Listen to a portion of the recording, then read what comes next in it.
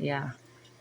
So I just had to leave a voicemail for the Greenville group. It is 8:53 a.m. on Thursday, May 1st, 2025. And 8 minutes ago, when I quietly came into this bathroom to silently use the facilities with the lights off, I did not make any noise. Someone who had been completely silent up until that point in the bathroom of 78 suddenly started making repeated slamming and banging noises directly against this wall while I was sitting on my toilet with my bare ass hanging out. The slamming and banging did not happen at any point prior to me quietly using my toilet in the privacy of this lovely bathroom that is obviously not private, and it did not happen at any point after I finished using the toilet. At the same time that the psycho sex offender in 78 directly behind this wall was repeatedly making some really aggressive slamming noises right here, like right in this spot right here, directly against the wall behind my toilet, somebody directly below in 76 was also suddenly deciding to get violent directly below this bathroom at the same time, at exactly the same time. So obviously there are two people, separate people, in 78 and in 76 at the same time who have knowledge of what I do in the privacy of this bathroom as I am doing it. And every time I try to use my toilet quietly or take a shower in the shower stall, they become violent, either directly below, so somebody is slamming something against the floor below my feet, which is a big difference from slamming something behind my back. Anybody with half a brain could tell the difference between violence that is occurring below their feet against the floor. You can feel the vibrations coming up through the floor, or behind your back, which is completely different. Oh. So just as I was saying that, the psycho in 78 started smacking something against that wall. The microphone on this phone is a cheap microphone. This is a cheap Android cell phone that's been dropped 30 times probably. So it's not a professional audio recording device. So just because you don't hear something on the video doesn't mean it's not happening in real life. Pathetic retards who hate stalk my channel. They're so fucking stupid. It's embarrassing. I didn't hear it on the video. Well, just because you didn't hear it, you pathetic retard, doesn't mean it's not happening in real life. Cheap camera phones don't record a wide range of decibel output, you pathetic reject. Go back to kindergarten, retard, and leave my channel alone, retard.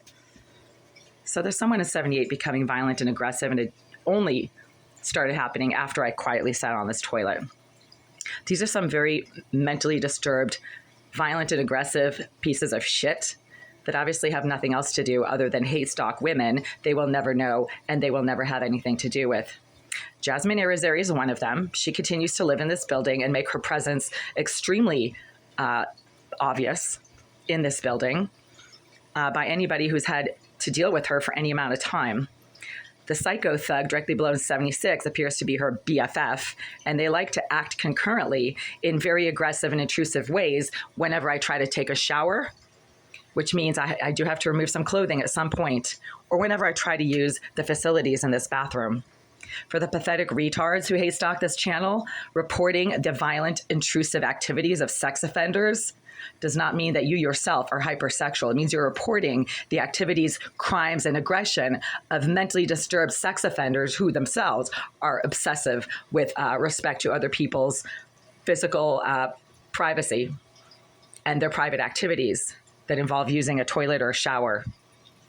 Reporting the behavior of sex offenders does not mean that you yourself are a sex offender or that you are hypersexual in any way. It means you are reporting the psychotic aggression and malignant tendencies of violent intrusion from sex offenders and people who have the tendency to behave like sex offenders and who think like sex offenders. But you yourself do not have to be one to report crimes against you perpetuated by sex offenders. So right now, there's a crime going on in here, which is that there are surveillance devices obviously being used in a private bathroom. Any bathroom is not a legal space for surveillance for any reason. It doesn't matter what they think you're doing. Bathrooms are off limits for surveillance, regardless of who's doing the surveillance. And I am being violently and aggressively harassed. Somebody is becoming violent, slamming things against that wall, possibly damaging the property of the owners, and somebody is becoming violent directly below this floor, repeatedly slamming something against the area right here, either the floor itself or the wall, directly below 76, and they're doing this at the same time. So I just left a voicemail for the Greenville group telling them I'm unable to use this bathroom at any point ever without getting some kind of violence or aggression or harassment from usually somebody in the bathroom 78. It's almost always 78, but also pretty frequently directly below in 76.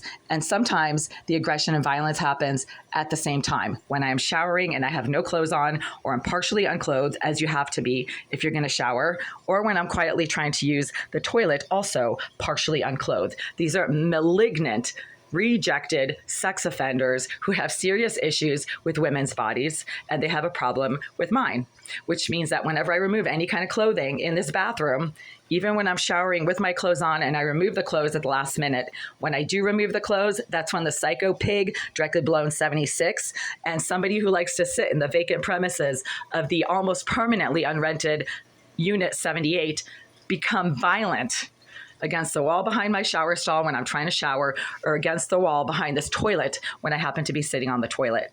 That is a crime. And I'm paying a lot of money for a private bathroom that I cannot use because the Greenville group is choosing to house severely behaviorally disturbed sex offenders. One of them is Jasmine Irizarry. That is very obvious. She never left this building. People are trying to cover for her by saying she doesn't live here anymore.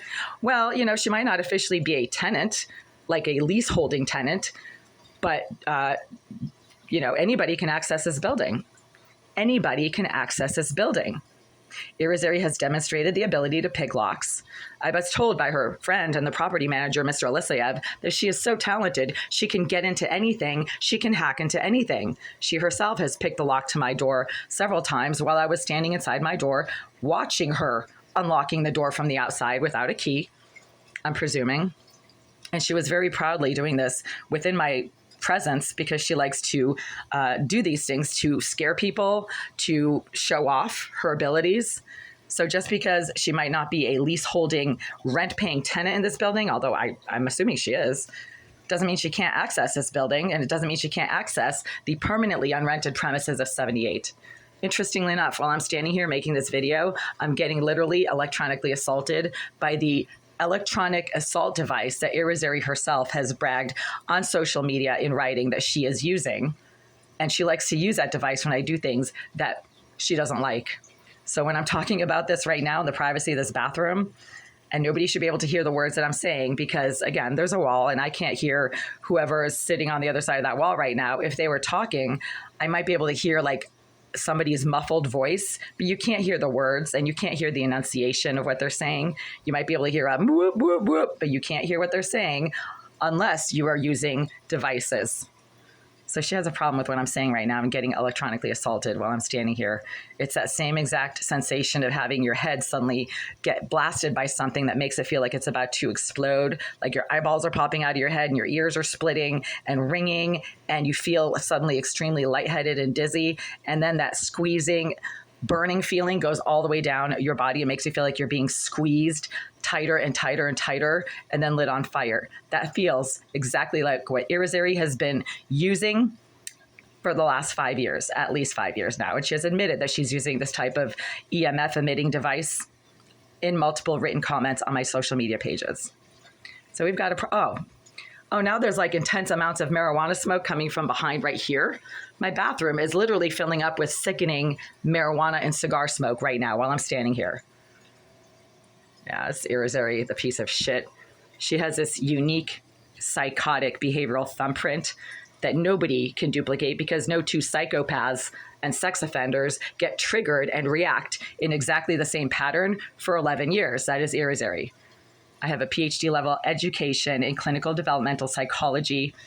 I worked at the Shattuck Hospital as an intern for 2 years, dealing with some very severely disturbed, incarcerated inpatient populations. And I know a psychopath when I have to deal with one. And ironically, Irizarry, the psychopath, sex offender, obsessive stalker, was a patient at the Shattuck Hospital in 2006 when I was doing a clinical internship at the Shattuck Hospital as a PhD student intern. I did not treat Irizarry, but I did have friends from my PhD program who were on her treatment team, and they said that she was constantly compulsively vomiting on staff members and other patients, and people had to wear protective gear around her because she carried a deadly virus that is spread through body fluids, and she would try to kill other people by vomiting on them. Ironically, I can't use the water to this shower and this tap for toothbrushing or rinsing my hair when I have conditioner in it, because it suddenly starts to stink like vomit at the exact moment that I'm trying to rinse off my mouth, rinse out my eyes, rinse off my hair. And Irizarry, again, has admitted to having the ability to contaminate the water to the shower by bragging to me that she's not using a saddle valve, but that I should enjoy the snot in my hair because that's what she's putting in the water.